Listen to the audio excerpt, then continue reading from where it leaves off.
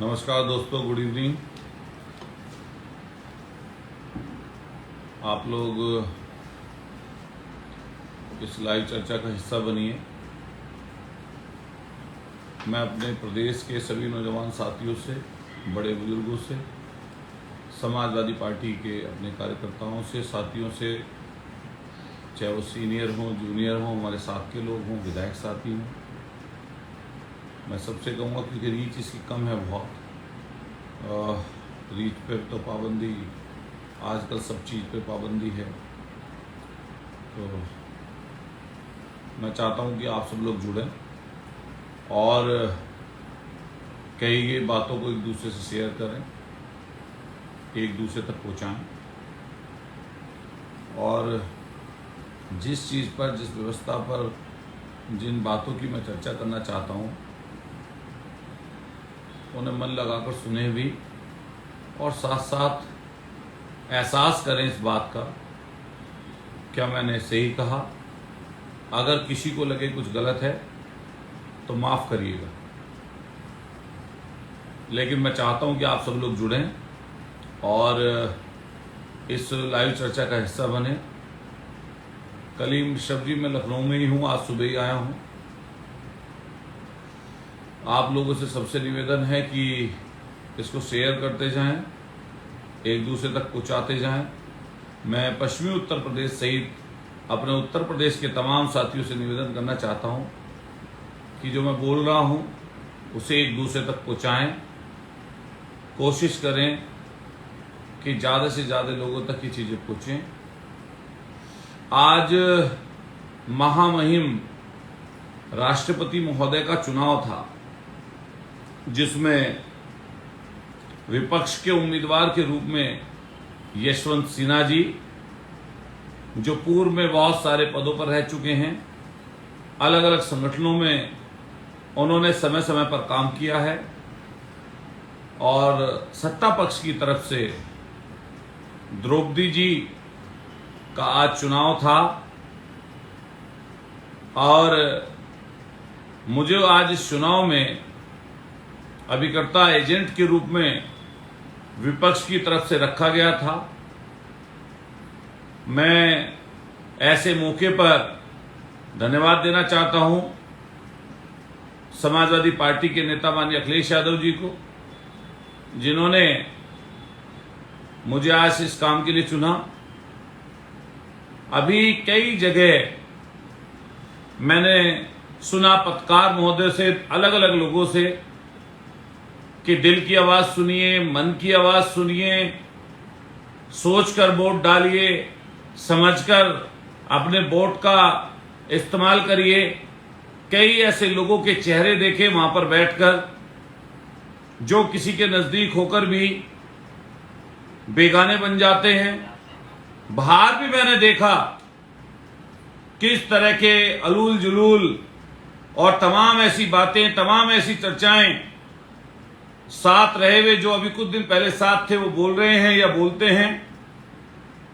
मैं ये बात बोलता हूं कई जगह, मैं या कोई और गहरे दोस्त हों, हमारी एकता हो, हम लोग इकट्ठे रहते हों, और किसी वजह से किसी कुछ बातों पर मनमुटाव हो जाए, भेदभाव हो जाए, मनभेद हो जाए, तो कोशिश ये करनी चाहिए, जैसा मैं समझता हूं, कोशिश ये करनी चाहिए कि दुआ सलाम भी बनी रहे, और अगर मन नहीं मिलते तो आप अपना काम करिए और दूसरे को अपना करने दीजिए।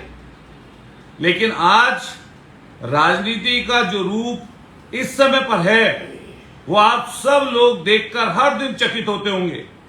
लेकिन आज ऐसे समय पर, जब मीडिया में, मेन स्ट्रीम मीडिया में आम लोगों से संबंधित बातें, उनके ऐसे मुद्दे जो उनके जीवन में महत्व रखते हैं, वो सब गायब है। और सत्ता के, ताकत के, पैसे के, कई व्यक्ति लोभ में, कई लालच में, कई डर से किस तरह बदलता है, वो अभी कुछ दिन में ही चुनाव 2022 के देखने के लिए मिला है। मैं दोस्तों साथियों बस इसलिए मेरा मन था आज बात करने का।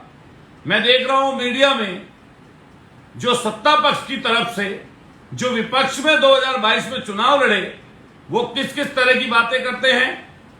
मैं उनसे पूछना चाहता हूं, अगर अभी 2022 में समाजवादी पार्टी के नेतृत्व में उत्तर प्रदेश में सरकार बन जाती, क्या तब भी उनके यही बयान होते? तब भी वो लोग यही बात बोलते? वो बिल्कुल ये वाली बातें ना बोलते हैं। लेकिन मुसीबत में, परेशानी में, हार में, दिक्कत में कई बार ये चीज देखने के लिए मिलती है। मैं अपने तमाम साथियों से बात पूछना कहना चाहता हूं, मुझे नहीं पता कि भविष्य में क्या होगा, लेकिन आज की चीज तो मुझे पता है। आज की चीजें तो जो हुई हैं, घटित हुई हैं, उन पर मेरा नियंत्रण था। कई बार, कई जगहों पर, कई मौकों पर और कई विषयों पर हम लोग कई बार चर्चा करते हैं। मैं हमेशा ये बात कहता हूं, जो व्यक्ति भाषण देता है, वक्तव्य देता है, दूसरे को समझाने के लिए अपनी बात कहता है, तो कई बार आपने देखा होगा, कई मौकों पर देखा होगा, लोग शब्द खा जाते हैं, लोग शब्द भूल जाया करते हैं या जानकर भी अनजान बन जाते हैं। उसका कारण समझते हैं? उसके कारण सिर्फ दो हैं। उसके कारण दो ये हैं, एक डर और एक लालच।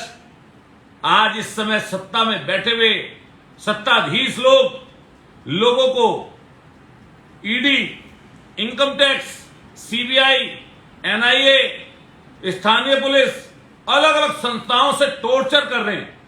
राजनीति में इन लोगों ने विपक्ष के मायने ही बदल दिए हैं और कोशिश की जा रही है कि इतना छोटा सा विपक्ष छोड़ा जाए, सबको तोड़ लो, सबको खत्म कर दो, सबको मार डालो, सबको किसी को जेल भेज दो, किसी को और अन्य चीजों में कर दो।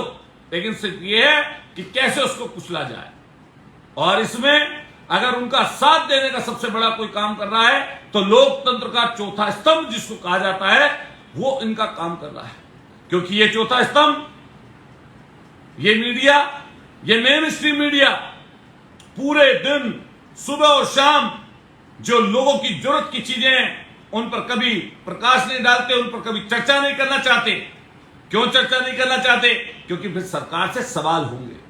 अरे मैंने कई मौकों पर बोला और लोग भी कहते हैं और आप इस बात को समझते होंगे, पत्रकारिता का मतलब क्या है? पत्रकारिता का क्या मतलब है, इसको कोई बताएगा क्या? अरे जो पत्रकारिता सत्ता को सह देती हो, उसकी निरंकुशता में उसको बल देने का काम करती हो, ये कौन सी पत्रकारिता है भाई? पत्रकारिता का मतलब है सरकारों को आईना दिखाना, उनको उनके वादे याद दिलाना, जन समस्याओं को सरकार के सामने उठाना, परेशानी और दिक्कत को सरकार के रूबरू कराना। आज ना महंगाई पर चर्चा है, ना गरीबियत पर चर्चा है, ना रोजगार पर चर्चा है, ना किसान पर चर्चा है। और जिस तरीके से देश के हालात बने हुए हैं और जो लोगों के साथ सामने भयंकर गंभीर समस्या है, उसके बारे में कोई भी निष्क्रिय मीडिया चर्चा नहीं करना चाहती। लेकिन मैंने देखा किस तरीके से अगर सबसे तेजी से बदलने वाला कोई जीव इस पृथ्वी पर है तो वो इंसान है। कई लोग गिरगिट का नाम लेते हैं, कई लोग और किसी चीज का नाम ले सकते हैं, लेकिन मैं तो ये बात कहता हूं सबसे तेजी से अगर कोई बदल सकता है तो वो इंसान है। और ये देखने के लिए मिल रहा है। मैंने तो देखा कि किस तरीके से जो अभी कुछ दिन पहले राजभर जी कस्में खा रहे थे, अपने कस्में खा रहे थे कि हम ऐसा करेंगे। 3 साल से पेट भर भर के कोसते थे प्रदेश के मुख्यमंत्री को, इन हालात को, पिछड़ों के बारे में, गरीबों के बारे में, वंचितों के बारे में, शोषितों के बारे में सरकार से इस्तीफा दे दिए थे। वो आज जब सत्ता में, सरकार में नहीं आए तो किसी तरह से इधर उधर की बातें कर उधर की तरफ ही चले गए। कह रहे मुझे बुलावा दिया। काहे का बुलावा भाई? किस चीज का बुलावा था वो बुलावा था आपके खुद के जाने का। मत जाते आप। अगर हिम्मत थी तो लड़िए। मान लिया आपको हम गलत लगते हैं, हमारी सोच गलत लगती है, तो आपको किसने मना किया? आइए मैदान में लड़िए। क्या उनकी सोच अब ठीक हो गई? जिन्हें 3 साल से आप बोल रहे थे लगातार, अब वो सोच ठीक हो गई, अब वो विचारधारा बिल्कुल ठीक है। अरे पूछते हैं इनसे, अब बताओ कैसी हालात है? और ऐसी अनाप शनाप चीजें हैं। लेकिन मैं तो अपने तमाम साथियों से बात कहूंगा, सब लोगों से, कि हम कोशिश करेंगे कि ऐसे लोगों से लड़ा जाए। विपक्ष के अपने मायने हैं। आने वाले समय पर आप देखेंगे कि सड़कों पर, सड़क से लेकर सदन तक हम लोग विपक्ष के रूप में जो हमें जिम्मेदारी जनता ने दी है उसको उठाने का काम करेंगे। मैं नहीं कहना चाहता, अभी कुछ दिन में जैसे रिजल्ट आएगा तो कई लोगों की चीजें खुलेंगी, पता चलेगा किसी के बारे में। लेकिन अगर उन्होंने ऐसा किया है तो बहुत गलत किया है।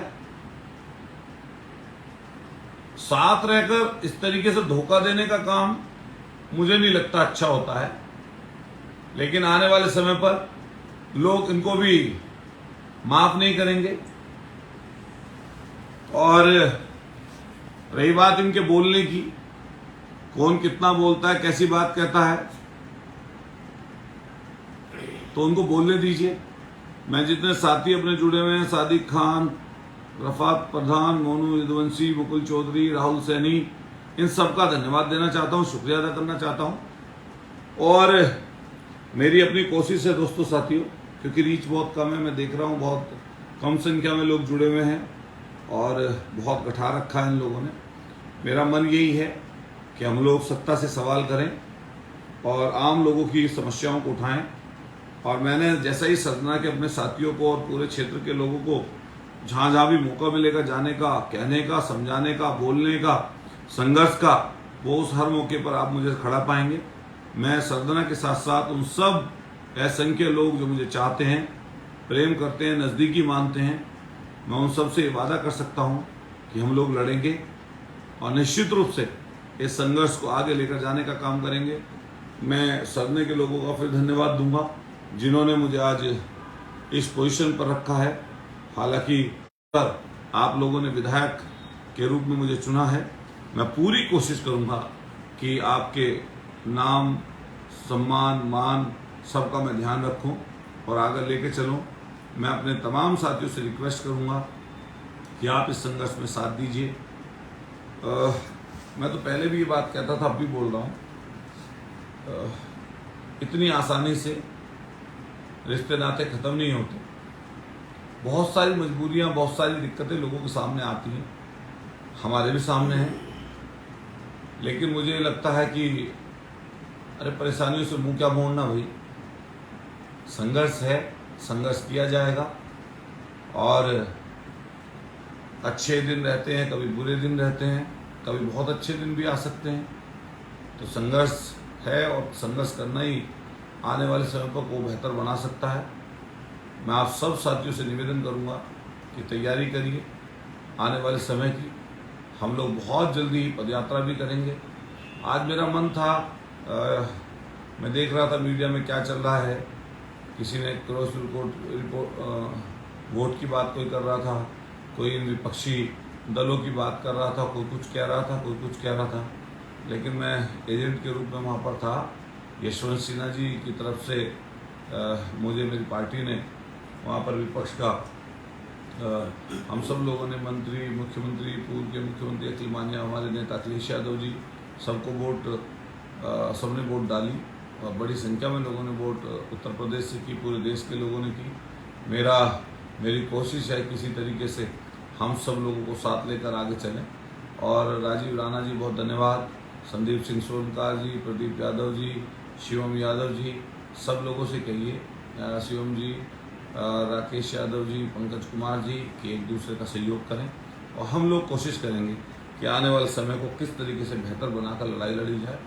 और बस इतना ही मैं कहना चाहता हूँ कि जब तक दम होगा लगाएंगे, लोगों की सेवा के लिए काम करेंगे, सेवा के भाव से काम करेंगे और कोशिश ये रहेगी कि संघर्ष रुके ना, आगे लेकर चलने का काम करेंगे।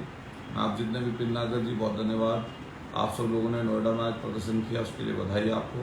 संजीव मोतला जी, तेजेंद्र पवार कस्तला जी, राजेंद्र चौधरी जी, राजीव राणा जी, मोहित चपराना जी, मैं सबका बहुत धन्यवाद करता हूँ। संजय गुजर जी, क्योंकि रीच बहुत कम है, इन लोगों ने शिकायतें करते रहते हैं पेज की, आईडी की, सबकी। आप सब लोगों से ये निवेदन है कि जिसने भरोसा किया है उसके भरोसे को कायम रखिए। कोशिश करिए कि जब तक उनके साथ हो तब तक ईमानदारी से रहो, बेहतर तरीके से रहो, और कोशिश करो कि कोई उंगली ना उठा सके। मैं बहुत बहुत आप सब लोगों का धन्यवाद करता हूँ। विपिन हुड्डा जी बहुत धन्यवाद, डॉक्टर मनीष हंसराज जी बहुत धन्यवाद, शुक्रिया। योगेश यादव समाजवादी जी धन्यवाद, नवनीत यादव जी बहुत धन्यवाद। ये संघर्ष के दिन हैं और कभी कभी संघर्ष बहुत लंबा भी चलता है, तो चलेगा, देखेंगे, लड़ेंगे। तो आप सब लोगों का बहुत बहुत शुक्रिया, बहुत बहुत धन्यवाद, आभार, बहुत धन्यवाद। जय हिंद,